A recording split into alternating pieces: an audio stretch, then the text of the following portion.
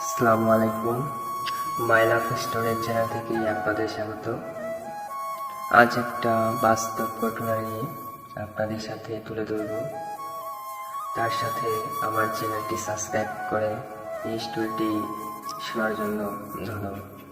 ভিডিওটি না টেনে সম্পূর্ণ ভিডিওটি দেখেন, ভালো লাগবে। ভিডিওটি টেনে দেখলে বুঝতে পারবেন না, আর যদি না দেখেন অনেক মিস করবেন। সাগর আর অথয়ের দীর্ঘদিনের ভালোবাসার সম্পর্ক। মাঝখানে কয়েক বছর তাদের যোগাযোগ ছিল না, পরে আবার সবকিছু ঠিক হয়ে গেছে। দুইজন দুইজনকে খুব ভালোবাসে। সাগরের চাকরি আর অথয়ের লেখাপড়ার জন্য দূরে থাকতে হয়। একদিন রাতে তারা ফোনে কথা বলতে বলতে ঝগড়া লেগে যায়। দুজনেই অভিমান